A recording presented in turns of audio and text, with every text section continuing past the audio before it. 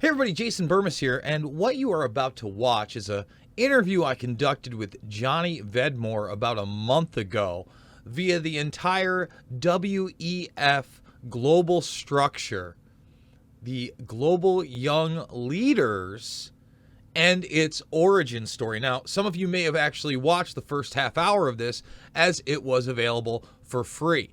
But I want to remind everybody, even the premium content at Red Voice Media a couple weeks later goes free. So consider becoming a subscriber, redvoicemedia.com/Jason.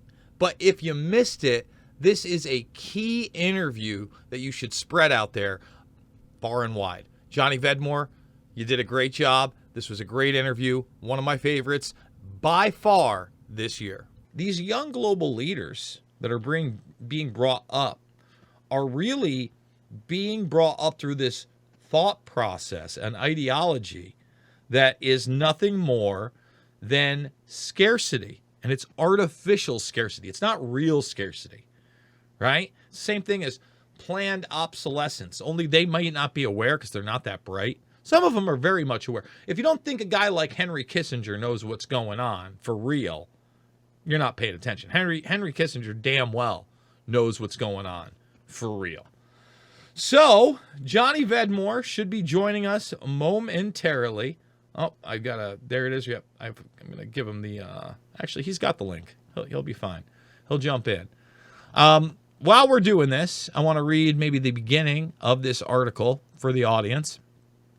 The Kissinger Continuum, the unauthorized history of the WEF's Young Global Leaders Program, the World Economic Forum's Young Global Leaders Program, Klaus Schwab's supposed brainchild, is actually an almost exact replica of Henry Kissinger's international seminar that was originally run out of Harvard and was funded by the CIA. In this article, Johnny Vedmore investigates the people behind Kissinger's international seminar, the CIA conduits which funded the program, and Kissinger's key role in the creation of the WEF's Young Global Leaders Program itself. And with that, we are connecting to the one and only Johnny Vedmore of Unlimited Hangout. You know, Johnny, I thought that we might be doing both of those issues, 1 and 2. We're going to stick to 1. You did a bang-up job on this piece, and there's just so much involvement here. Yes, absolutely. So let's get to some of that.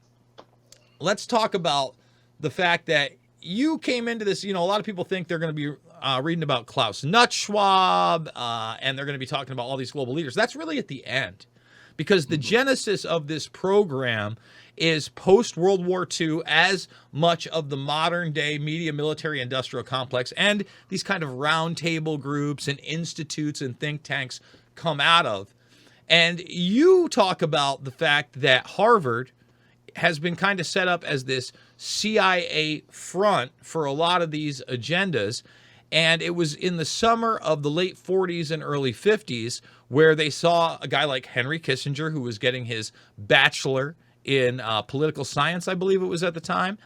And he gets his bachelor there, and all of a sudden he's got a publication there that's run by the Rockefellers. And all of a sudden he's got these summer seminars that are extremely reminiscent of what will grow into being these World Economic Forum Young Global Leader Groups. So, Johnny, first of all, introduce yourself to my audience over at Red Voice Media. Tell people how you got started, and then let's just kick into it. Yeah. Hello. Hi, Jason. Man, and lots of your people who are watching you, they know me a little bit. And that's partially because you gave me the ability to get out there in the first place. I mean, I was really heavily censored. My first piece was like pieces that I wrote that was kind of like entering into the world of intelligence and looking at intelligence operations, was looking at Nicole Junkermann, a German Epstein associate who had like about a 17, 18, 19-year relationship business-wise with Epstein and intelligence-wise. And I was completely, I mean, she basically obliterated my name off the internet. She systematically had people going through, who contacted me, people who going through the internet and looking for my name and her name and having me taken down. And I was being systematically censored. And there was a very few platforms, like a handful free, right at the start, including yourself, who actually gave me the ability to speak out. So I've been doing this now since probably about, I went into journalism about 2016, where I was like, I couldn't take it anymore. You know, you keep reading and reading and reading, and you're like, oh God, why isn't anybody talking about the things that I see here or the things I see there? And, you know, whenever there's a laziness in the world where people want to know about something, so they go and they look for somebody who's talking about it. And I was always someone who was like, I want to look deep into finding other things about them. I always thought at the start, when I first started investigating, was even earlier than that, I started investigating things like the Epstein case around 2011. And I discovered that you know, that I suddenly knew information that no one knew. You know, it was a really weird experience. I wasn't a trained journalist. I failed at nearly every school and college education, full stop. I just could not. I was not fit for the establishment's version of education. Well, let's stop right there, because it's so important, because there's so many people out there that digest information from Bernaysian talking points, headlines of articles they don't even read. And then when they read the articles, there's usually some spin in there or some purposeful misdirection. Let's say that, some narrative control. There's nothing like reading the actual documents. So in the case of Epstein, you know, one of the reasons that I think that I had a large growth in that period was I was one of the only people that was going through the PDF files and court documents that were continually being released via lawsuits prior to his arrest. A lot of people forget about that portion of the story, but from about 2015 to 2017, while you know, New York was apparently putting their case together, there was a slew of documents starting to be released. And like you said, the mainstream media still wasn't covering a case they hadn't covered for over a decade. I am the guy, just like you're the guy, that's going to sit down and watch a 4-hour World Economic Forum video on C-SPAN to maybe get 30 seconds or 5 minutes of clips or quotes that you're going to put into a story.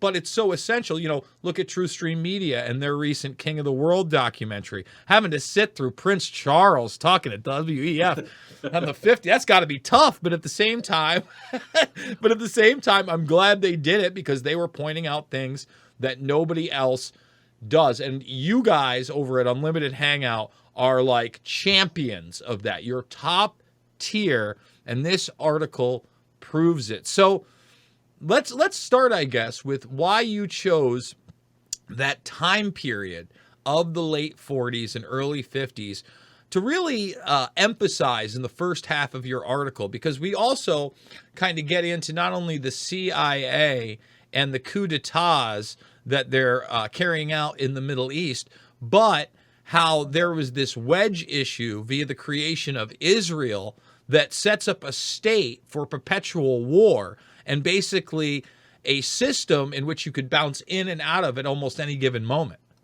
Yeah. But I mean, I started off with, as you know, I started off with looking into Klaus Schwab's ancestry, discovering his father worked for a model Nazi company, discovering lots of things about him that, of course, have been hidden from by the mainstream, you could say. And then last time I was on here, we talked about the second part of that article, the second in that series, where basically he is at this course in Harvard, Kissinger's international seminar. He arrives in about 1965. It's part of the summer school. So it was like, you know, where all the students go away, in come these guys who are going to be trained by Kissinger as young global leaders, as we'll see with this. And in 1967, he graduates from that, and he goes back to Germany. And he gets given two really important influences, mentors, John Kenneth Galbraith, who's serious economic master, Keynesian economics. He's got an amazing history, CFR, of course, lots of like deep connections. And Herman Kahn, the guy who's classed as a real Dr. Strangelove in many corners, argued in other corners. And he was the guy who wrote On Thermonuclear War and really put an end to the mutually assured destruction idea. And we'll get on to that in a little bit. I think a little parts of that. And that led me to realize, right, okay, this course, Kissinger's International Seminar, is extremely interesting. It's extremely important in the history of the world. So it's not only just people like Klaus Schwab, Pierre Trudeau,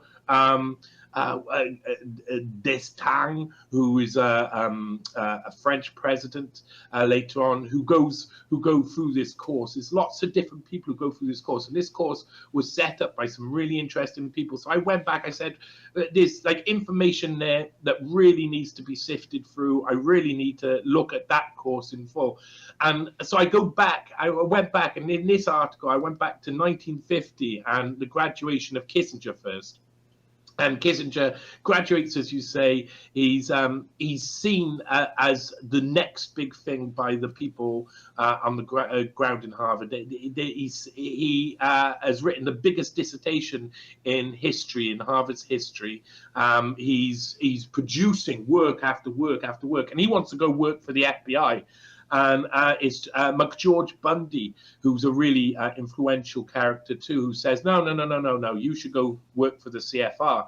And he's nominated for the CFR, gets into the CFR, and starts wargaming out nuclear strategy and nuclear war games in the same way that Herman Kahn would be doing with the Rand Institute, with Rand Corporation and the Hudson Institute a little bit later, is why they align.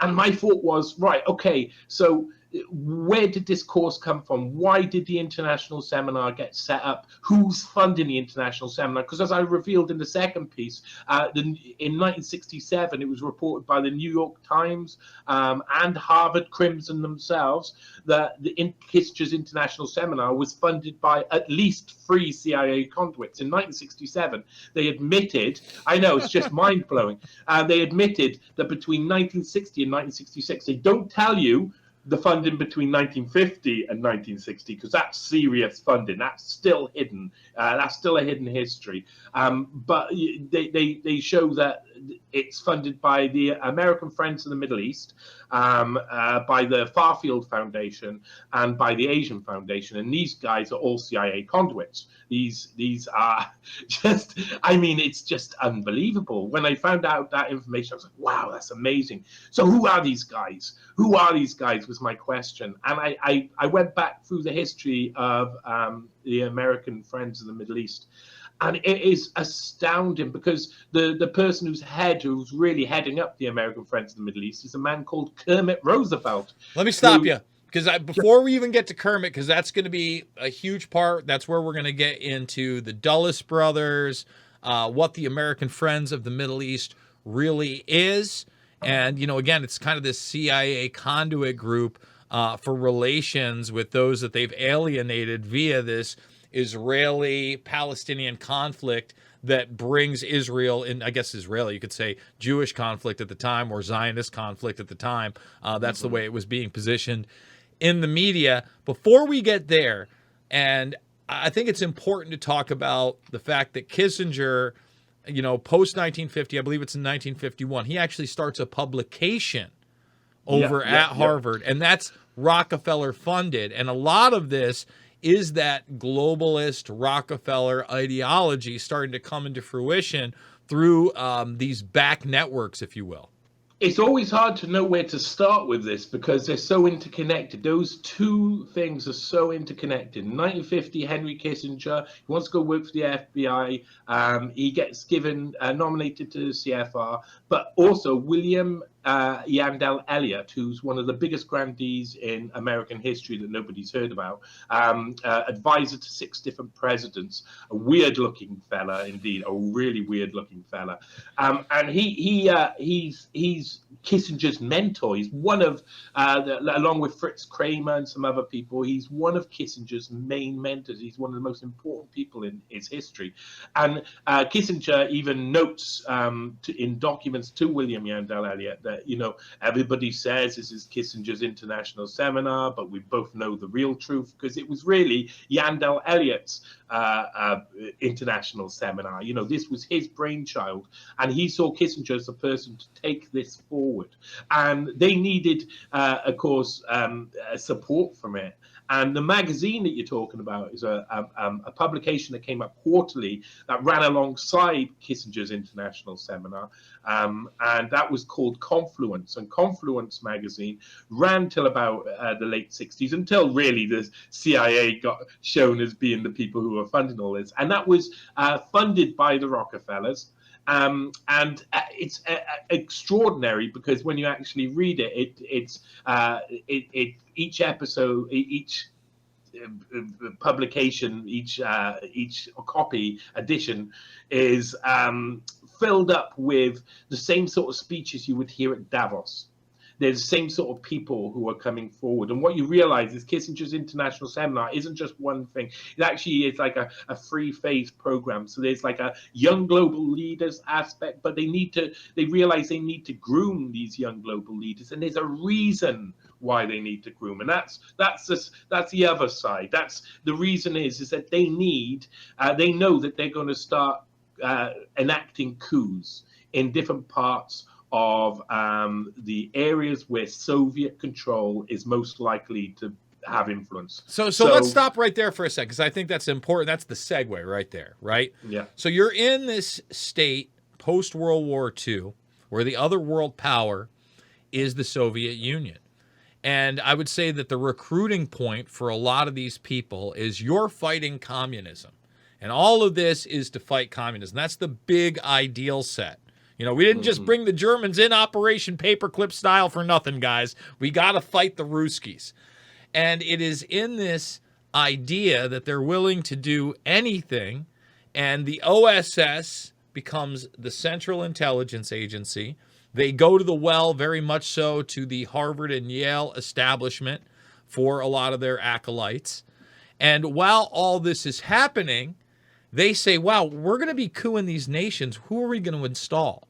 We want to install people that have the same ideal set, or at least under our control, and not under this Soviet mindset. So when we're going into Iran, for instance, which you're about to get into, in Operation Ajax, you just don't want to get rid of, I believe it's Mogadishu. You want to have somebody set up after the fact to take over. Take it from there. Close. It's Mossadegh. It's Mohammed Mossadegh. I also say Mogadishu every now and again. It's a slip of the tongue. No. 1952 was the first of these CIA coups. So the course had already started to run. And the first of these CIA coups was, of course, headed up by Kermit Roosevelt. Now, to explain to people who don't really know about the history, the CIA was set up in 1947 out of the remnants of the OSS. And it was the idea was, listen, we need to get serious with creating organizations, influencing organizations like the Soviets do. Because the Soviets, you go back to people like I mentioned, Willy Munzenberg, who since 1918 had been setting up youth organizations all around Europe, who had been influencing the hearts and minds of young people. And it was Lenin who taught this. Lenin, it was out of Lenin's playbook. And the CIA, really, the British, the MI6, and the CIA both kind of come together with this idea, okay, we've got to create loads of organizations post 1945. 1945, you start to see the rollout of all these organizations, and out of this fire comes things like the UN, really big organizations that were there to push this agenda and try and keep control of all of these pieces on the battlefield, because this was an ideological battlefield, a really big ideological, really wide sprawling ideological battlefield, because the Soviet lines and the Western lines, if you look at where East meets West, it wasn't just East Germany and West Germany. It was the entirety of Europe, all down to the Middle East, all along Africa. And the Soviets were looking to ideologically infiltrate as much of the West as they possibly could, and they had a head start. So the Americans and British went into hyperspeed. They started just setting up as many as they could, and lots of these organizations fell through straight away. You know, they came up against really, really sophisticated Soviet ideology, and they'd fracture and fall apart. And they needed more control over this than they had before. Now, there was a committee for peace in the Holy Land, I think it was called, which was what the American Friends of the Middle East was made out of. That was Kermit Roosevelt and Dorothy Thompson. Dorothy Thompson's an interesting figure. Let's hold up right there. Let's talk about the American Friends of the Middle East, because I think that people don't understand that basically this is an organization that comes out of post the creation of Israel, and in a backlash to the fact that now the Arab League, obviously the Arab world is not happy with what's now occurred. Dorothy Thompson, although you actually highlighted some of her more racist views towards black voters to kind of show what was going on at the time, was also heavily anti-Zionist. Kermit Roosevelt, also heavily anti-Zionist. So there's this faction within this growing military-industrial complex at the top, and even within kind of the presidential sphere, as Franklin Roosevelt was a conduit for this type of thing in the American Friends of the Middle East, where they're setting up an organization where they can at least have talks with these people. But in essence, it's really an organization set up by the CIA to have influence throughout the region. Yeah, and I mean, it was mind-blowing to find out that all of these organizations were anti-Zionist. I expected it all to be Zionist people straight from the off, you know. We currently live in a paradigm in a world where we see how Zionism won. So I thought, oh, well, obviously the CIA must have been on board with that early on. No, nearly every single member of the American Friends of the Middle East were anti-Zionist. Kermit Roosevelt himself had traveled a lot with his father and with Theodore Roosevelt. Theodore Roosevelt, his grandfather, who was, of course, president of the United States. One of my faves. Kermit Roosevelt was actually Kermit Roosevelt Jr., because Kermit Roosevelt Sr., who committed suicide in Alaska during the war, was also a very interesting figure himself. And he had traveled all around the Middle East, and from a very young age, he had written poetry. Kermit Roosevelt Jr. had written poetry about the Middle East. He loved traveling there. He found the Arabs to be some of the most interesting people. He loved the culture. And a lot of these people were completely devastated by the idea of giving over Palestine to the Zionists, because Zionists, Nahum Goldman and other people were pushing for a new, they were pushing from before the war, from the early 30s, all through the 30s, for a Zionist state in the Middle East. They had their agenda set even before the Holocaust, you know, and they were using the Holocaust. As the Holocaust happened, they were using that as a tool to get their aims to gain public sentiment around the world to allow this to occur. And one of the criticisms I'd make today is this allowed for a system where you're taking a religion and all of a sudden you're making it an ethnicity, and you're making it into a racial issue. And because of that, it's remained an extremely hot button issue 7+ decades later, Johnny.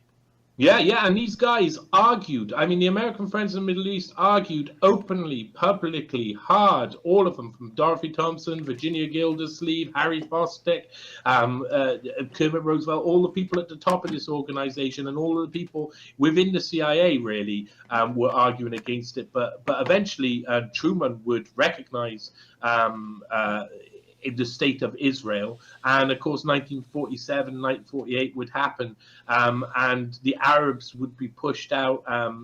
They were aiming, the Zionists were aiming to, and they said this out loud all throughout the war, to create a mass migration to the Holy Land, to Palestine, and to push out the Arabs, to make sure that the Jewish people there were the majority. And now that is, you can't even imagine how big a deal or how big an operation that is. But that's what they were pushing for. And of course, Britain had been originally holding that land, running and ruling that land, and they weren't happy about any of this. But the pressure was too much, especially after the war.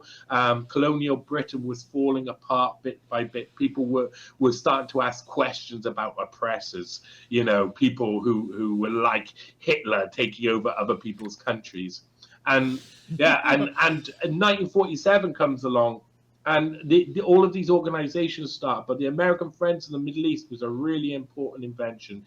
It was really important because it was like, okay, the anti-Zionists said, we've got to do something now, and we've got to do it behind the scenes if we're going to have an influence in this region. And we should talk about the first of the coups, which is King Farouk in Egypt.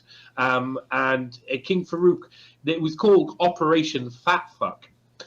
Which is a sprightly name for the first coup that the CIA is going to pull on the world. And it was, they first of all tried to give demands to King Farouk, and King Farouk refused them. And this was headed up by some big people. There was it wasn't only it was Alan Dulles was there as well behind this coup, but this coup was set up, planned by Kermit Roosevelt, who was heading up the American Friends of the Middle East. And it was successful. Before no time whatsoever, they had got the Officers Free Movement, I think it was called, with NASA, and they had got him installed, and Farouk was in exile in Italy, and it was a success. And they realized straight away, we're going to be able to do this all around the place. So John Foster Dulles came along and said, well, I'll give you this a buttload of money. I think it's something like equivalent, if I remember correctly, something like 12 million or something to coup Iran and to overthrow Mohammad Mossadegh. And that was successful as well. The very next year. So they were just starting to implement control, and they were starting to put in their preferred leaders. But the thing is that within just a few years, Egypt would be buying weapons off the Soviet Union and aligning with the Soviet Union, because the leaders who were in power were not completely American aligned. They had got what they wanted from the Americans. They had been installed into power, and now they were saying, okay, well, now we're in power, what are you going to do? And what did the Americans do? Well, they set up a course that would allow them to train up future young global leaders who, when they committed coups in the country, when they enacted coups, they could install these leaders into power, and they would definitely be trained, Western aligned. They would have gone through a filtering process, because in a sense, at the very start especially, that's what Kissinger's international seminar was. It was a program where 50 of the best leaders around the world, or potential leaders, around the world, young guys who had lots of qualifications, they had to be the best. I saw in 1956, 1957 and onwards, they were advertising in the Lahore Military Gazette in Pakistan, where they were saying, exactly what you needed to get into Kissinger's international seminar. And really, they were saying, we'll pay everything. We will pay we'll bring you over there. You'll get all your food. Yeah, you'll get everything paid for, but you've got to be the best. And at first, it was 50 candidates per session, per seminar, per summer were coming over to be trained. And of course, that would be a process where Kissinger would throw them parties, and they would get to meet all of these different grandees at Harvard, and they would be groomed. It was a grooming process, and it was to find the best leaders. And this wasn't, as you mentioned earlier, Yale really was the start of these like operations, these creation of organizations. There were other people like Britain and Vikings who I talk about in there, and Viking other Tom, I believe it is. yeah, Tom's Vikings. Tom's Vikings. He aimed at Scandinavian areas, so he was looking for Scandinavian leaders, young global leaders, potential young global leaders. And these guys, these organizations were trying to make sure that each of these countries would have definitely American aligned, completely and utterly loyal servants in office, and they did a brilliant job of it. Well, let me stop you there, because we only got a few more minutes left on the censored version of the broadcast, and then we're going over to RVM Premium. I would argue that you could see the fruits of all this labor over decades and decade and decade with the installation of somebody like Hamid Karzai of Unicol during the War of Terror and the Afghanistan conflict very quickly. A lot of people say, oh, well, Afghanistan was a disaster. Yeah, after we brought in the infrastructure that we wanted to for not only the benefit of, say, the oil industries themselves, but of the military-industrial complex, and really beta testing drone warfare, biometrics, and this new mercenary-type system that was built out of the War of Terror that now we're seeing utilized in Ukraine, and nobody even whispers about it. Folks, when you see American soldiers on the border as mercenaries, that's because post-war in Afghanistan and Iraq, it wasn't just Blackwater that turned into Academy and XC services. There was a slew of other privatized military groups that are also in large part fronts for the Central Intelligence Agency. And all of this is really important because it's not just on the warfare front. It's through things like the American Friends of the Middle East. It's through things like plausible deniability. It's through things like conduits, a.k.a. Henry Kissinger. I had no idea they were connected to the CIA. How would I know? I'm enraged. So here's the deal. We got about a minute left, Johnny, and we want to make this transition as smooth as possible. But for the audience that doesn't come over, and by the way, you can listen for free over on Podbean. We might take calls in the last half hour, but Vedmore's so on fire, I don't know that we're gonna. Just telling everybody that right now. Tell people where they can read this article, how they can support your work, and what you've got coming up in the future. Yeah. Well, I got something good coming up in the future.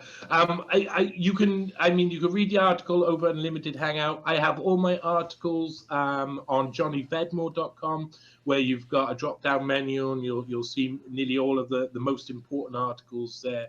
And it is really important to support my work. You could, of course, you could support Unlimited Hangout as well. It's such a fantastic platform. Personally, I need support. The article before this took a year to research and find all the information for, and it's not a small a little sort of trek. It's a proper, I have to go real deep. I have to spend days reading book after book after book, paper after paper. It's just really important to support the work. The next article I got out is really the follow-up to this piece, and it will blow people's minds, and it will lead to Ukraine, and it will make people understand what has happened over the past 50 years, and it will be shocking. Some of the information you will hear will make you go, oh my God, it's a takeover, a complete takeover. And it all goes back to this period. And, this is a rolling ball. As I finish one article, another article comes. This is a constant. I'm following a road, and I never know where it's going to lead, but it always leads somewhere. So let's stop the free one right here, guys. Thumbs it up, subscribe, share. Come on over right now. They're queuing it up over at Red Voice Media. We're going to end the free portion of the broadcast in just a moment because, guys, we need support over here. Johnny Vedmore needs support. These articles don't write themselves. Like I said, this isn't just a puff piece where you're going to be done in 30 minutes. Like, if you're really doing it, it's going to take you 30, 60 to read, and it's going to take you another couple days to actually delve in to the side issues that we're about to get to on the flip. So again, Red Voice Media, the links are down below to come to it, and over at the Podbean. All right, Mr. Vedmore, I believe up. I'm hoping we're still, of course. Why would it work well? we should be live. I think that's my producer letting me know. We are live on the paid. Yep, we are up and running on the premium. I love this thing. All right, so now let's get into it. Right, you've got all these people from the American Friends of the Middle East. My question to you is, and you kind of allude to this, that the creation of Israel and this Palestinian conflict also opens the door for perpetual war and perpetual conflict, and the ability of the Central Intelligence Agency to kind of play sides throughout all conflicts as long as it's anti-Soviet. And this will bring us all the way up to, say, the 1970s, early 80s, where you have the conflict with the Mujahideen and the alliance with Osama bin Laden. That's not something that you necessarily get into in your article, but what are your thoughts on that? Do you think that that's a big part of it? Well, what I saw and what I'm researching in many different ways through many different angles is that people like John Foster Dulles said it really well in the late 50s. What they say is, we're heading towards mutually assured destruction. We're heading towards big bombs dropping and everybody dying. So what we need to do, and they were saying this out publicly. This is in newspapers. This is out to people. This is like in New York Times and big newspapers where they're saying we need to take the Soviets and take Russia off the wall with their big stick, with the big bombs, and we need to create a limited warfare. We need to create smaller potential for nuclear warfare so that we don't obliterate each other and we can have a fair fight. And basically what they do is they start to set the grounds, and this will only work if the Russians are involved, if the Russians agree, because if you have limited warfare on one side and you have complete warfare on the other side, well, there's only one side that's going to win. So they needed to create this situation, and this is part of the reason why the coups are going on, and this is part of the reason why we see this, and leading up to this perpetual war was good to say, okay, if we keep playing this game like this, we have set the rules and we will not die. But we need to make sure that, number one, and this will come later, that nearly every country, big power in the world in certain areas, needs to have nuclear technology so that everybody's scared to press that button. It can't just be two sides against each other. If it's two sides, one hits the other and the other hits the other. It needs to be 3, 4, 5, 10 sides who all have their fingers on the button, and then all have, as been said by many people, 14 hands lifting their fingers up off the buttons to stop them pressing it. So it's like their idea is, if we have perpetual war, and Kissinger says this as well, in Nuclear War and Foreign Policy, written in 57, 58, he says, we need these limited wars because we need we need to create a paradigm, a dynamic where we are in control. And the only way we're in control is if we're not dead. So we need perpetual war that there's never a winner to any conflict. There is never a winner, and that's one of the most important parts of this ideology, is that of limited war, is there's never a winner. No war comes to a conclusion. It all comes to this like, oh, we'll make peace again now and on to the next one. And that puts fear in people. They had lost the fear of nuclear weapons by the 60s. When you pump people full of the fear that they're going to be bombed all of the time, like they did through the 50s and the late 40s, eventually that wears off. Eventually, you don't have fear. Nowadays, it's like you got 2 years. You got 2 years of fear mongering, and then you have to go on to the next thing because it just wears out off. People start to get wise to it. Back then, you had like 10 years. Each conflict would give you about 10 years of limited warfare. Both sides kind of know the rules. They nod and wink to each other. They won't go a certain, they'll go a certain distance, but they won't aim at the big people either. They'll make sure that they stay alive so that they can keep this. So it's a game. It's a game. Well, you could look at the Vietnam conflict, for instance, right? And it's that bridge to the Cold War and the return of the nuclear scare in the late 70s and 80s.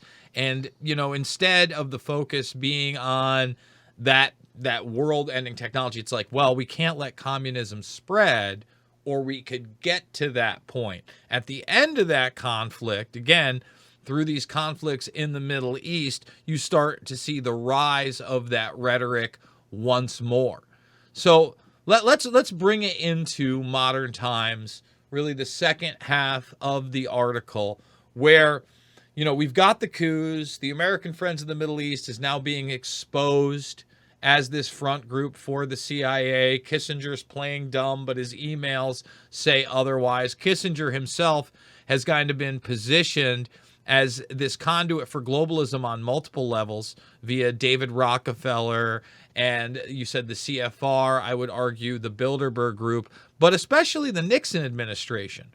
A lot of people don't understand during the Nixon administration, that's when you start to have these talks. Again, it's not just in the Middle East, these pro-globalist talks, where we're bringing China and the Asian culture into the fold. And what we end up with is an Asian culture that gets the capitalist ideals of McDonald's and blue jeans and things like that. Sure, great happiness. But then their ideal sets of control kind of come home and everything is homogenized under this globalist mindset. You mentioned the United Nations earlier. That kind of takes us not only from Kissinger's summer school seminar, but will become via mentorship to Klaus Schwab, this Young Global Leaders program. Yeah, one of the most important years in the history of humanity, one of the most important years is 1967. That time, when at the same time Klaus Schwab leaves Harvard and goes back to Escher Weiss to start helping them reform their company with Schultz AG and ends up selling illegal nuclear weapons technology to regimes like South Africa, perpetuating this. There was also really interesting, if you look at the Vietnam War, both sides of the debate in America were the same people. They were the same people. So the Mandeville lectures in 1967, which I mentioned in the second article in this series, were headed up by Kissinger and John Kenneth Galbraith. And John Kenneth Galbraith is there leading this anti-Vietnam War protest. But it's a co-opted protest. It's a co-opted movement by the people, same people who are creating this. And so they're doing lectures together at the same time. They're arguing against the same point, but they're putting into action limited warfare. They're putting into action their ideology and making it seem as though they're both on the side and not on the side. Now, what's really interesting about that as well is that during some of my research, which didn't get included in this article, though I was really tempted to include it in this article, was about Benazir Bhutto and her father, Zulfikar Ali Bhutto. And Zulfikar Ali Bhutto was, of course, I think he was about the fourth Prime Minister of Pakistan. And he was the one who pushed forward the nuclear weapons program. Now, he was very close friends with John Kenneth Galbraith, who he had met when John Kenneth Galbraith was the ambassador for India under Kennedy in the early 60s, because Kennedy wanted John Kenneth Galbraith to be the ambassador to the Soviet Union. That's a big job. But he was like, oh, no, I'll go to India. And you mentioned Galbraith, again, as one of the mentors to Klaus Schwab. He was very much a mentor to John F. Kennedy as well. Yes, yes, an extremely important person within history. Nobody quite realized. 6'8" tall, really interesting charisma. And some of the most important moments of history have had John Kenneth Galbraith behind the scenes. You know what? I'm glad you said that he was tall, because that really makes me remember the part about your piece. And by the way, guys, the reason we're staying with this screen is because my XSplit froze up and I cannot change scenes. So it looks like we're just going to keep Vedmore for the entire hour. I'm sorry I'm not dick-a-do with the buttons, but in your article, you talked about how J.K. Galbraith was a tall gentleman. And he said, the taller you are, the more well-behaved you kind of have to be in public, because the more people see you. And the more eyes that are on you create this moral sense where you will do better. And as soon as I read that, and I'm paraphrasing it there, it let me know the mindset of a lot of these people, Galbraith in particular, that Big Brother is really a good thing, because the more eyes on you, the more better behaved you're going to have a populace. And this is a recurring theme in globalism, in the World Economic Forum, in the Davos crew, and what they teach these young global leaders, my friend. Yeah, Galbraith himself was really good at playing both sides really well, and he would become one of the most influential people in the world that you've never heard of. Most people haven't heard of him anyway, and he's got a brother as well, who I think is pretty influential, and I think he's also called John. That's why John Kenneth Galbraith was known as Ken to a lot of people. But he would also go on not only to be one of the people to help set up Davos, co-keynote speaker for the first Davos, but he would throw himself into that world. He would, even in the late 70s, there's a brilliant documentary, I can't remember what the documentary is called, but it follows John Kenneth Galbraith going around Europe, meeting with people like Ted Heath and others. And Ted Heath became president of the World Economic Forum at one point. They had their agenda set, and that is very interesting. That you have to be morally superior if you're tall. You have to be ethically correct if you're tall. Morally superior. You just mentioned Ted Heath. Let's talk about morals for a second.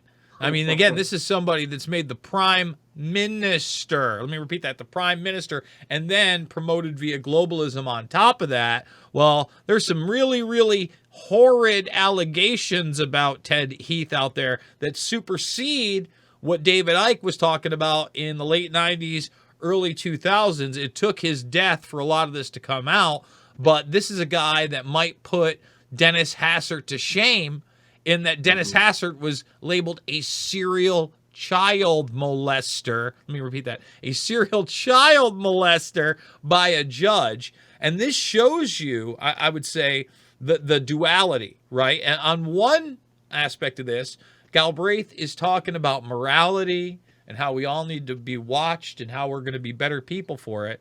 And then they are working with one of the most horrifically morally degraded human beings in existence and putting them into the upper echelons of power, a.k.a. Ted Heath.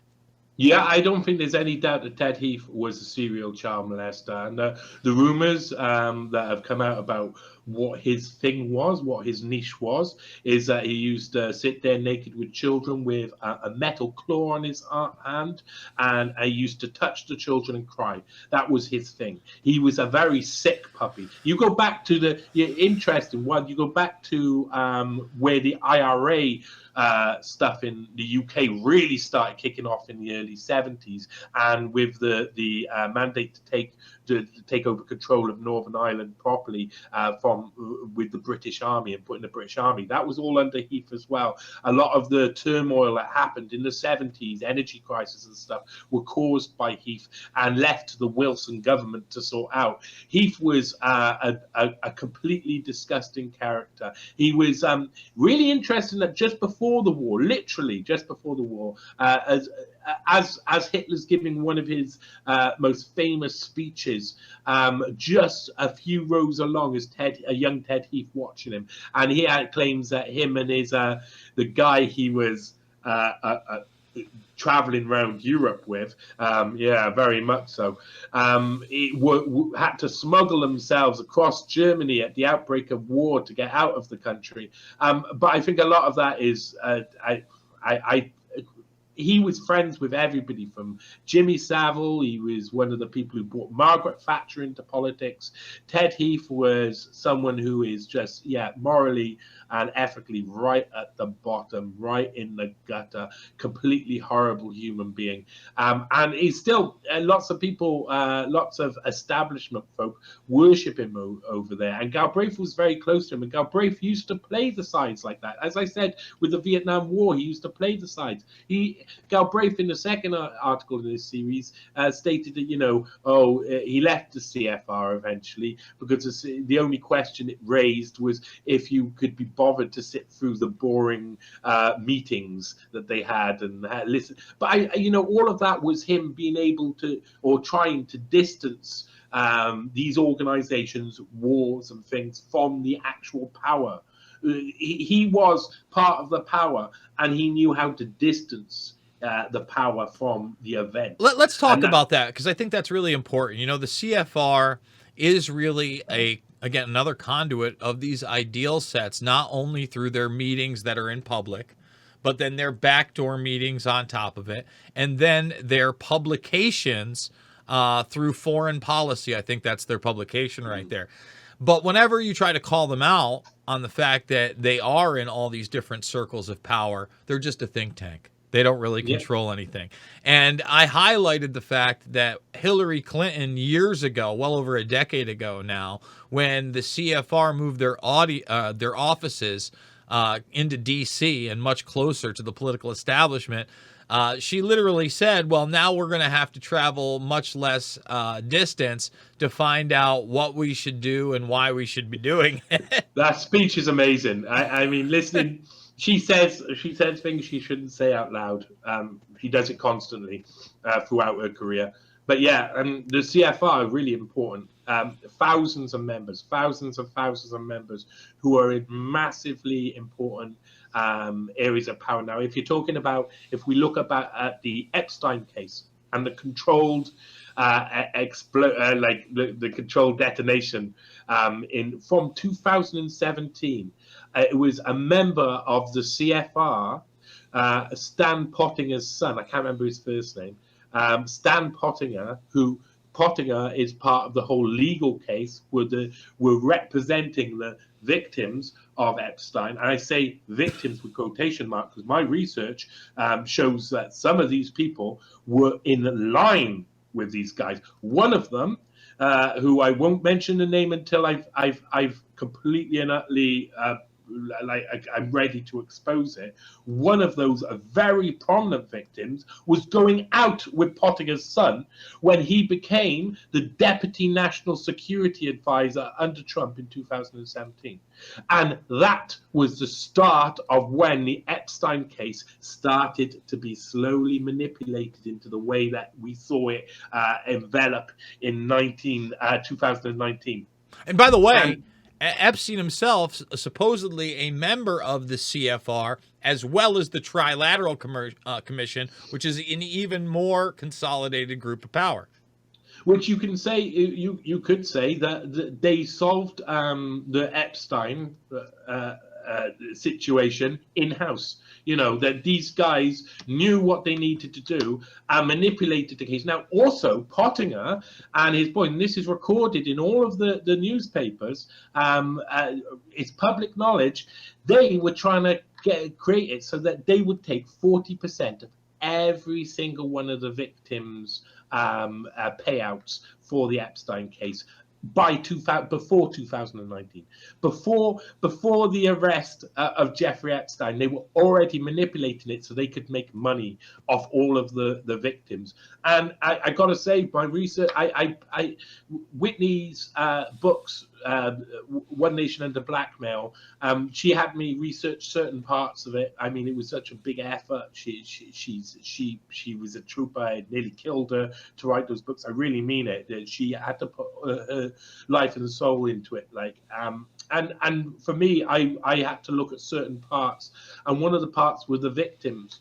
And I was just astonished, because when you read through some of the statements, you realize that a lot of this has been, and it's not a surprise, a lot of it's been manipulated, but it's been manipulated again, leads back to people who are members of the CFR who need to control this explosion, need to control the narrative, and that's what the CFR do. They control the narrative. They were set up to control the narrative many years ago. Foreign policy is a good example of that. And who wrote for that? John Kenneth Galbraith. Who wrote for that? Herman Kahn. These people who are all mentors of Klaus Schwab and people who are behind the scenes are all openly working for this think tank. The think tank. And look, I don't think that everybody that's was and is a CFR member is soiled for life, right? I think there are varying degrees and there are competing factions when you talk about globalism.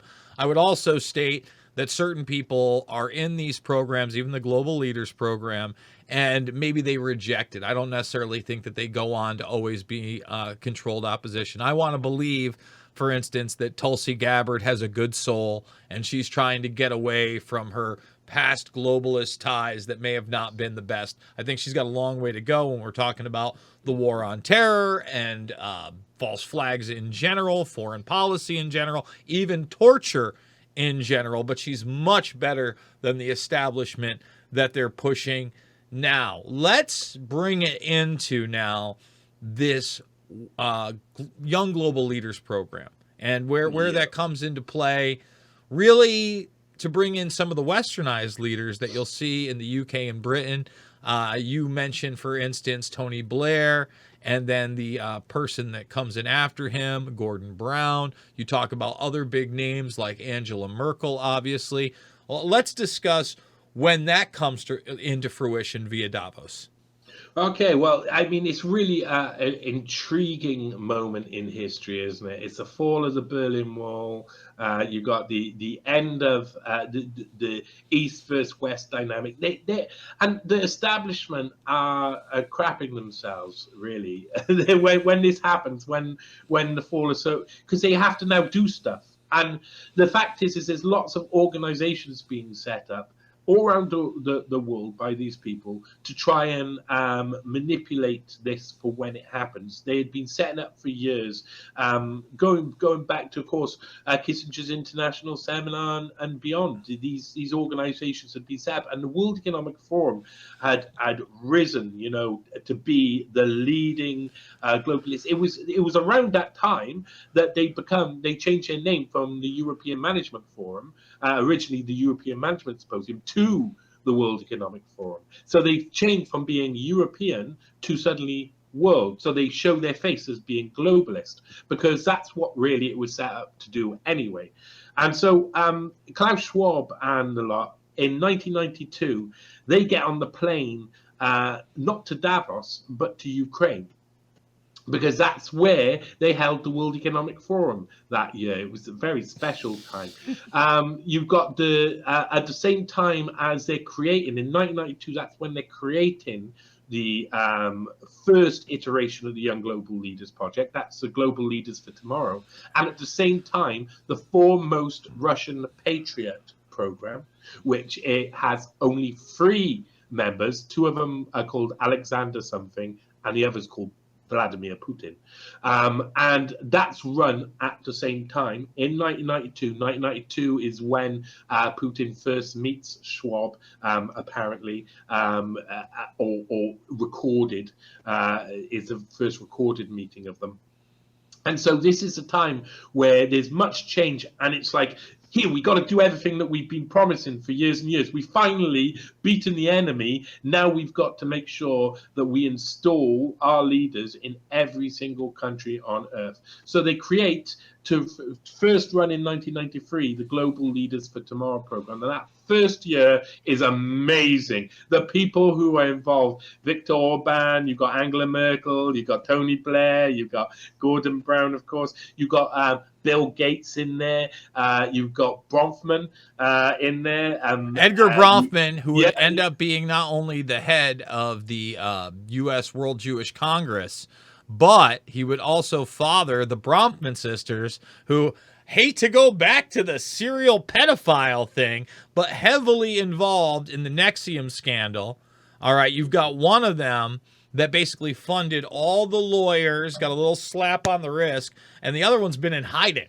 Sarah's not even been arrested. Yeah, no one even talks about that. I mean, that's why this is so important. This is generational power, and they're tapping into that generational power. We're talking about something that happened in the 90s, and by the way, that Nexium scandal also happening in the 90s. Well, it goes on for decades. And Edgar Bronfman is still a guy that's extremely influential and powerful. Bill Gates, extremely influential and powerful. Richard Branson's there too. You know, big leaders, massive leaders. I think Larry Summers is in the first one too. I mean, you've got. This is like they say they've been waiting, they've been saving up their chips for this, you know, they've been hoping that this happens, and when this happens they instantly just put all of their big leaders straight into the first program. And I think there's this was really the forming of it. The people who were involved knew, right, we're involved in being put into power. Within 4 years, Tony Blair is installed in power. Gordon Brown is his second in command, is his Chancellor of the Exchequer. And a very transformational part of not only the world, but Europe in general. I mean, Tony Blair was that guy that was being portrayed as a much smarter George Bush and the driving force, again, of the war on terror in that area. And then as things start to cool down, right, they've got New World Order Gordon Brown coming in there. And again, you have this new transformational phase in the UK and Great Britain and really all of Europe, where you have the massive migration movement coming in. All of these part of these globalist programs, perspectives, and ideologies that are being pushed by the Davos crowd. Yeah, and I think that one of the main problems is in British politics, especially from what I've researched, is that it wasn't the Tory party. I mean, we got two major parties in Britain. You got Labour Party and the Tory Party. Labour Party are like the Democrats, and Tory Party are like the Republicans in a sense. Yet they're opposite colours, of course. So the red Labour Party and the blue Tory Party. Oh, I know boy, yeah, makes them different. The Labour Party was a real issue because it was the most likely place where the Fabians would come from with their other way of thinking about things, but still dystopian way of thinking about things. And so they needed to co-opt that really badly. So when you look at the leaders there, it's terrible. Up until Jeremy Corbyn, it is terrible because they're all World Economic Forum young global leaders. Because after Tony Blair, of course, Gordon Brown gets into power, young global leader, and then after that, it's Ed Miliband and Ed Balls, young global leader, who get into power. And then after that, of course, it's Jeremy Corbyn, and everybody panics and attacks him all over the place. But like Trump and others, he was used as a caricature to say, oh look, evil guy over there, beat him with a stick and bring us back into power because we're your saviors. You know, people have got so fed up with these young global leaders, even though they didn't know they were young global leaders at this point. They got so fed up of them that they were like, we don't want this politics anymore. It tastes like it's controlled. It just doesn't seem real. And then they were like, oh God, we need to get some boogeymen in and scare the people. Well, let's talk about that, because it's kind of the same smears, right, that you see about Corbyn, that you see about Trump. They're not really the legitimate ones about his policy, like, hey, Trump, how about all those, death showers and bombs over Yemen that you signed off on? No. White supremacy, right? Yeah. So in other words, anti-Semitism for Corbyn. Anti-Semitism. And Corbyn, so far away from being that sort of person, he was a really nice fella. He was, he was just he was like the type who'd garden around, and he had lots of Jewish friends and all of these different things. It made no sense.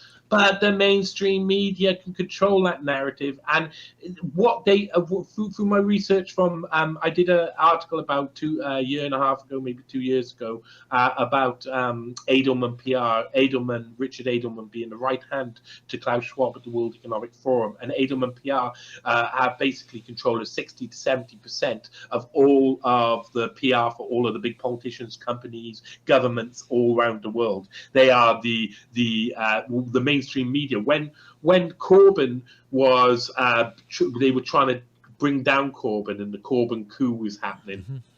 What happened is that Edelman PR organized all of their guys and all of the people who represented them to go out onto the Parliament Square. The media set up tents out there, and they all had people saying about how devastating it was to have this Jew-hating anti-Semite in power. And it was just, pump the narrative into people's heads. And before you knew it, everybody believed it, because every single paper is controlled by them, every single outlet is controlled by them, all of the politicians are controlled, all the business leaders are controlled by them. So they're all got the same message coming out. And like the simple sign of authoritarianism is if everybody is saying the same thing. It's really simple. It's a really simple way. If they're trying to control your mind by pushing out this same rhetoric and the same message, then you know that they're authoritarian. And that's exactly what we saw. And by the way, you mentioned this anti-Semitism thing. I was sent a clip just this week. I should probably bring it up.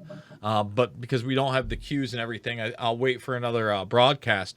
But you have this individual that's in Corbyn's party, right, talking about certain things, and he uses the term globalist. And the host actually stops him and says, "We're not going to use that term. There are people in my audience that think that globalist means that you're attacking Jews." And now it's anti-Semitic to say the term globalist or globalism only if you're speaking about it in a negative or critical light.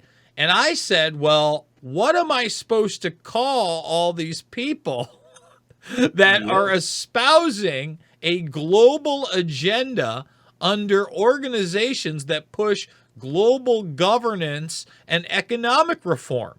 What are we supposed to call them now? I mean, to act like when you're talking about a Galbraith or a Khan, which are very much guys that were at the forefront of the foundation of this type of globalism that we're seeing. You don't like them because they're Jewish. What are you talking about? Are they Jewish? I don't believe they are. Now it's everybody that's in that circle. You can't question people at the top, or you're a bigot, you're a racist. And we've seen that play again and again and again. And that voice, that narrative is getting stronger and stronger right now, Johnny. Yeah. And what we used to call and be beaten down for calling the New World Order, I recently changed to being the Old World Order. And then now I'm changing to be the global world order, the globalist world order, because that's what it is. The New World Order was always the globalist world order. That's always what it was. They are pushing out an agenda which basically Kissinger and others decided that the future, the most powerful bloc in the future will be China, will be Asia. There's no doubt about it. First of all, they used them for manufacturing. They used them for cheap enterprise and stuff. But now they knew that it was going to raise up and they were going to become so powerful that eventually they would be the ones in control. So they needed to control those guys too. They needed to have the global world order aligned with American principles and American values, not Maoism or anything like that. They needed, and this is why Nixon and others suddenly went towards China, because Kissinger was next to him as the Secretary of State, saying, "This is where you need to be next. This is the next big thing," and that's exactly what they did. I'd say let's go back just to finish off about the Young Global Leaders program. There's something really important that is in this article, which is one of the things that really I think is one of the most important things to come out of the article last in the Schwab series, which is in 2004. is a year where they decide to reform the Global Leaders for Tomorrow program and create the Young Global Leaders program. That's when the Young Global Leaders, or I can't remember what it's called. Yeah, Young Global Leaders program we'll call it, but there's a longer name for it. I think it's the Forum for Young Global Leaders. It's created through money that is given to Schwab as a prize for being such a wonderful influence on the world. It's given by the Dan David Foundation. At the time, who's sitting on the board but Kissinger himself? And this is why I called the article the Kissinger Continuum, because they funded the creation of the Young Global Leaders program. I think it was like a smile and a nod and a back room. Look how it's all gone round full circle. You started off going through a Young Global Leaders program that I ran. Now I'm giving you the money through the Dan David Foundation to create the Young Global Leaders. It's really a much more a well-built version of Global Leaders for Tomorrow program, a much better version of Kissinger's International Seminar, something that was going to be industrial, because it's too late now. Globalism has taken over, and you see in the turn of especially with the Afghan war and the start of the Iraq invasion and stuff like this, the turn of Davos changes. The way Davos is set up is changes. Before, it was always like the Americans took the back seat. You know, you'll have people like John Kerry up on stage in the 90s, and he's up on the side and he's sidelined. By 2003, 2004, you got Colin Powell and you got Dick Cheney giving long speeches at Davos, giving lots of rhetoric about why these wars are important, etc. At the most important time to get globalist agreement on having these wars, and suddenly the Americans show their face as being involved heavily in the World Economic Forum and Davos. And I don't think it's a surprise that in 2004, after these periods of this instability, after the invasion of Afghanistan, after the invasion of Iraq, is when they start making the Young Global Leaders program, because they're starting the same cycle again, as they did in 1952 with the coups in Egypt, and 1953 with the coup in Iran, and so on and so forth. They're starting this new layer of coups to take out these people who are not American aligned or not American aligned enough, because a lot of these leaders, were just like they're not exact. I mean, Saddam Hussein isn't American aligned, but their puppet, the backwards and forwards, gave him power. You know, the fact that he was still in control after the first Iraq war gave him some sort of legitimacy to his own people.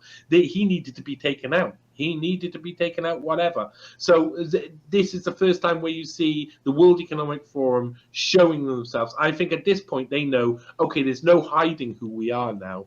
If people are going to find out, they're going to find out. So let's just start going. Let's just start rolling. Let's create the Young Global Leaders program. Let's install these guys into government. Let's do the next wave, because we are nearly at the finishing line. That's what they're saying. We're nearly at globalist takeover of the entire world. And in my opinion and my research, man, I've said this on multiple platforms, on multiple occasions, we are late to the party. We have no idea. We have no idea how far behind we are, because the globalist takeover has happened. I totally agree with you right there. And, they're openly talking about things in 2020 when humans become cyborgs. The fourth industrial revolution is out in the open. In 2022, two separate forums were on governance in the metaverse. Everybody's acting like, oh, the Zuck took it. Oh, they took 2/3 of his wealth. Metaverse isn't going anywhere. If Zuck plays ball, he'll be around for a very, very long time. There did seem to be some tension over the last few years with even people like Soros saying that he should step down, or people saying there should be a hostile takeover. I'm not sure what that's all about, but I don't necessarily trust the Zuck. I want to talk 3 young global leaders, or actually 2 young global leaders, because I'm not sure that John Kerry is one of them. But because you mentioned John Kerry, I want to talk a little bit about John Kerry. I would argue that John Kerry is doing a lot more on the global scene in these interests, not necessarily our interests or United States citizens' interests, but this U.S. globalist interest than the zombie poopy pants puppet could ever do at this point. You know, Hey, zombie poopy pants puppet was there at Davos alongside Dick Cheney in 2004 and 2003. You know, it's amazing how he's constantly like in the background, and he's like the backup leader, the backup. Well, he's always been a great money launderer for these people. He was Joey B for a very long time. He was the lovable gangster that was kind of behind the scenes and could get things done because he had a smile and a handshake and as much corruption as you could ever want. So you got Kerry, though, and he's always been on this green agenda. I would argue that he threw the 2004 election on purpose, that he wasn't even the most popular Democratic candidate back then. We're also talking about a time where you started bringing in fractional voting and Diebold machines everywhere, etc. Then there's 2 other people. Dan Crenshaw. Dan Crenshaw has openly stated that they just put him on a website. I'm not a Dan Crenshaw fan. He's very much in line with a lot of these globalist ideal sets, mainly in foreign policy in the Middle East in particular. And then I want to get your opinion on the big guy, Lord Poot Poot, because I'm not a Russophile. I'm not pro-Putin. I don't like what's going on in the Ukraine. I understand where they're coming from and that anti-NATO agenda, and it does seem to be, opposing forces of what the next steps of globalism coming to a head and very much against that Western agenda. But then people say he's a young global leader. He's in on it all. Tell me what you think. Kerry, Crenshaw, Poot Poot. Right, Crenshaw. I mean, I've seen a few videos here and there, but I haven't got into him at all. So I honestly I can't say about him. But he looks like he's not very happy about being constantly implicated and chased down the street by people. So he's not happy about it. Kerry is extremely interesting fella, and yeah, I'm trying to, I was trying to trace down who was meeting Epstein and Nicole Junkerman on September the 1st, 2002 in North Warwickshire in the UK. That came up in my second Junkerman piece. And I still feel that Kerry was the main man, along with Mike Devine, being the main man. And I think, yeah, he's a fantastic player of the game, and never intended to sit on the top table. They knew fully well that he wouldn't beat a wartime president. Yale and Skull and Bones guy, by the way. Yale and Skull and Bones guy. We talked about that network coming up through. He's brought out a lot of these big boys you don't get into that sort of position of power under like the Obama administration and stuff. You don't get there without having it sold out to some extent. And I mean, his history is extremely interesting. The fact that he comes up in 90s Davos, I find very interesting as well, because he was a representative, like the arm of the American state that was allowed to attend Davos, when a lot of powerful people wouldn't, because they don't want to be seen with this organization, which I think that might be an open secret in Washington, that the World Economic Forum was created by the CIA. It's just no one's ever said it out loud in the media. I do get a feeling about that. Putin he's a dog. He's a true dog. I did a lot of research about his rise to power. And in the late 80s and early 90s, people talk about him as this.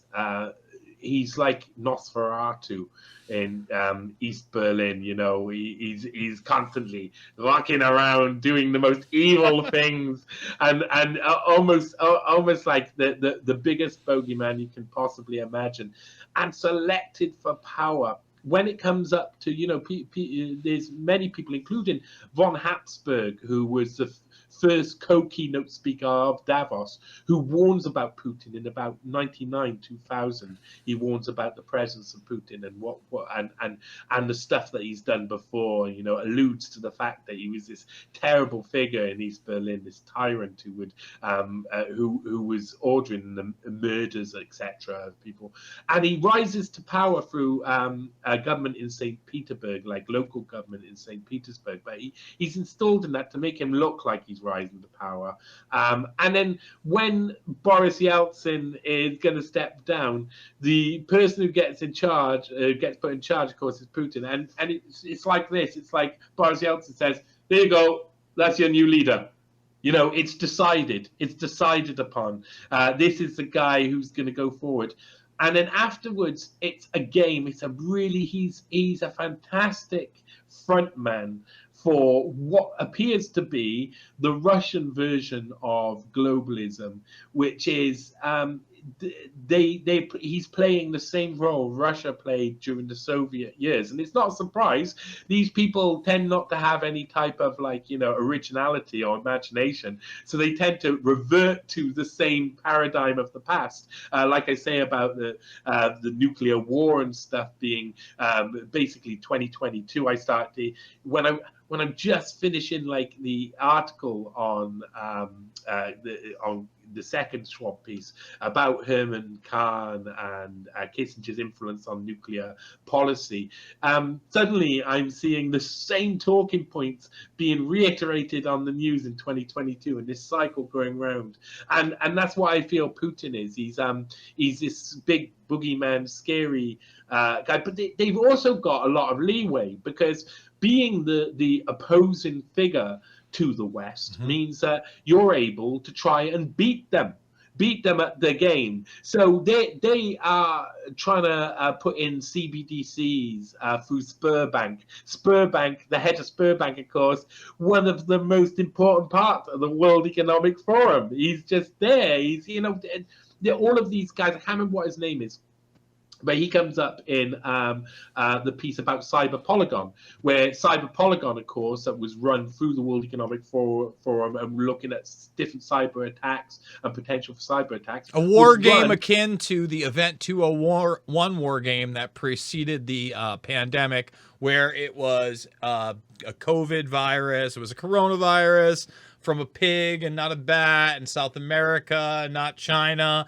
And then they went through all the wargaming of censorship massively and global dictates and authoritarianism, which they then put into place via varying levels. So Cyber Polygon is not something that we should just ignore, even though it's now in the past a couple of years. Who's introducing it and heading it up? It's the Russians and Mikhail Mishustin, who's Putin's opposite number. If Putin's prime minister, he's president, and they'll swap over probably.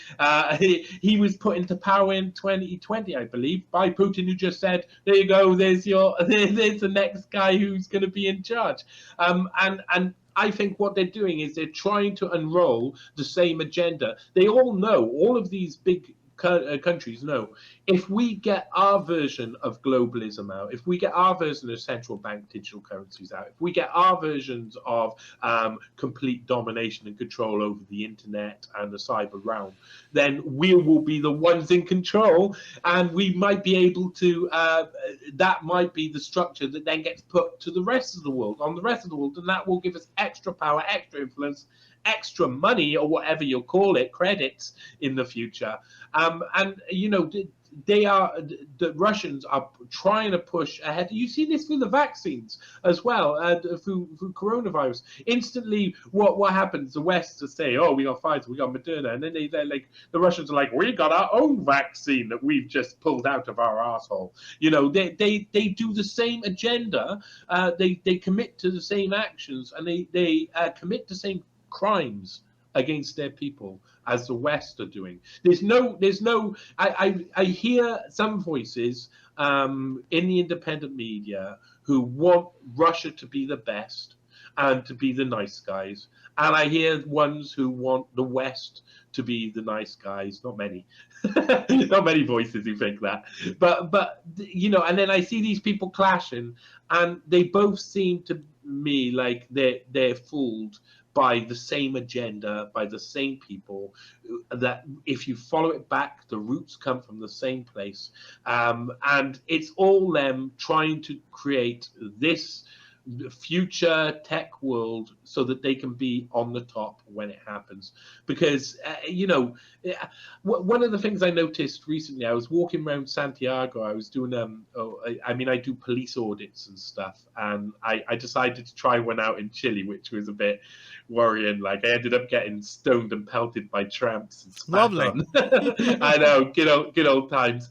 But when I was walking through one of the parks, and I saw these people, and they had their phone up against a tree. And now, you know, there's apps where you can see what plants they are and take a picture, and it'll tell you what plant it was. Well, this had a QR code pinned to the tree, nailed to the tree, and they were doing the QR code to find out, I think, what type of tree it was, and they'd gone round putting it up all over the place. And my note on that, my thought on that was, well, look at this technology that's a transitional technology. It goes between what we have now, where we can look at a tree and look in a book, to what will be in the future. And what will be in the future will be much scarier. QR codes are a transition. They're not going to be around forever. Eventually, that is going to be there or there. You know, that you're going to be able to go like this, or you won't even have to do that.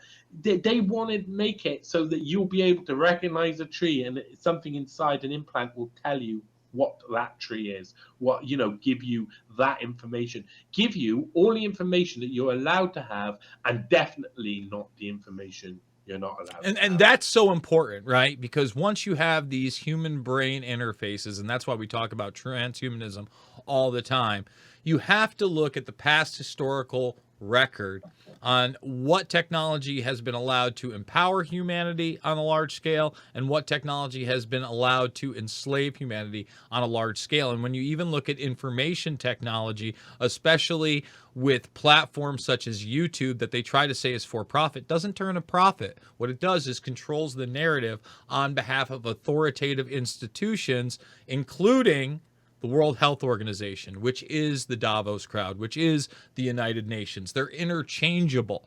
So we're heading up on the final few minutes of the broadcast. When we do leave you guys, I'm going to have to do an old Control-Alt-Delete task manager. We're not even going to be able to bring up the thumbnail. I'm sorry. You know, we're trying to kick these things out. Johnny, what would you like to leave my audience with? What's really important out there?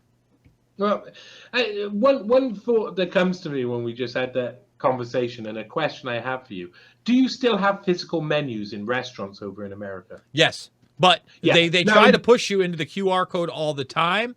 No one wants it, but when you're in the trend, I'll say this: when you're in the trendier areas, when you're in New York, for instance, in the state, because of New York City, because of the, I would say, success of their Bernaysian talking points of safe and effective, alone together, the extreme fear, it's more prevalent in those types of areas than, say, I go to my Hooters over here in Davenport, Iowa, and it's get that QR code, the truck out of here. No one wants it. Nobody wants your paper menus. I want something that I can hold, that's laminated, that I can read, that I don't have to bring up. But that's not the plan. They want to go from the QR code, like you said, to a human brain interface. Now, in Britain, because sometimes they haven't let me in Chile because I'm unvaccinated. So there's been backwards and forwards between Britain and Chile. And I got to see Chile's like a bit of a test bed for the fourth industrial revolution tech. So I'm seeing a lot of differences now. And it's amazing that in a country like Britain, where you'd think would be on the forefront of this revolution, you've got laminated physical menus all over the place. I mean, no one's even I didn't even see any talk of QR codes. Go into a restaurant, no, you know, you've got your menu. And that maybe it feels comfortable for me. I prefer it to having to look at my phone and scan in and try and make it big and be like, I like to be able to just look at it all on the page and etc. And it's a much better, like, laminated menu is a much better technology. But over here in Chile, there's no physical menus anymore. You know, they're only QR codes on tables. And they've introduced it everywhere, and no one argues about it. You know, this is coming to the world. That these transitional technologies and even the finished technologies of what they want are being implemented in countries like this, which have a less likely to argue against such introductions, and are more likely to go, "Oh, that's brilliant." Yet phone signal out here is terrible. So, you know, you're out in the middle of nowhere, you can't get a phone signal, you can't pull up your QR code there anyway. And both, you can imagine what me and Whitney are like when we're in a restaurant. It's like, oh God. Have you seen the new technology at the Detroit airport that they're using? No. So I find this, again, this is another, you know, step in this direction of beyond track, trace, database to biometric information, right? So normally when you go to the airport, you have your ticket, either you know where you're going or you're going to have to look on a big board and it's going to tell you where you're going. Well, now they have a kiosk that you just walk up to, you scan your ticket, or if you just have your phone with the information there, and it only appears to you because you have a tracker, a camera on your body that hones in as your movement, and it displays it on a screen. You know how you can use those screens that block certain light spectrums out? It can display multiple of these, so 10 people can be sitting there. They're all standing in different places. They all see only their flight information, and that's already being instituted right now. We went 90 minutes with the legendary Johnny Vedmore. We didn't even get into everything in the article. The man brings up the mighty Wurlitzer, which we could probably have a whole discussion on alone. Yeah, to talk about a book that we could be talking about. Tell people once more, unlimitedhangout.com, johnnyvedmore.com, where they can support you, how they get this information out, and one more time, what you got coming up. I know you gave us a little bit of a spoiler, but one more time for the RVM audience.